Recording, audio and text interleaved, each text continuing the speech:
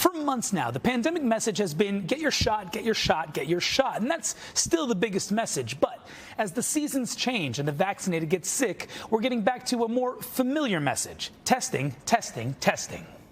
At Maria de los Santos Health Center in North Philadelphia, the summer was slow for COVID testing. We really were at an all-time lull of testing. There was just not interest or need. But between schools opening, Delta surging, and the seasons changing, Dr. Julia DeJoseph with Delaware Valley Community Health says even vaccinated folks want the swab again. We have definitely felt that increase of demand. With more people wondering, do I have a cough, a cold, or COVID? The only way you're going to know that is through a test. Doctors we spoke with say as more people get sick in the fall and winter months as normal, we must return to regular COVID testing. We're coming into cold and flu season, and we've been masked for 2 years. There's going to be a spike in seasonal normal infections. And Dr. John Wary with Penn's Institute for Immunology says ruling out COVID with a quick test can assure you don't infect an immunocompromised or unvaccinated person. My advice would be if you have access to a rapid test, feel sick, take that, but then follow up and confirm with that PCR test later. So even if you've been vaccinated, pay attention to these symptoms. Things like fever, cough, congestion,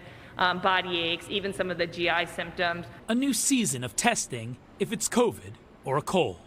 So until testing ramps up again, where can I get a test? Well, you can usually get one from your doctor. We know that. You can also probably get one from a CVS or your local pharmacy. But of course, those can often be booked up. So you can get an at-home test. And there's still plenty of clinics doing tests as well. And finally, believe it or not, the city of Philadelphia is still holding pop-up sites. They tweet out every morning when they have those sites set up in local communities. You can check out some testing there.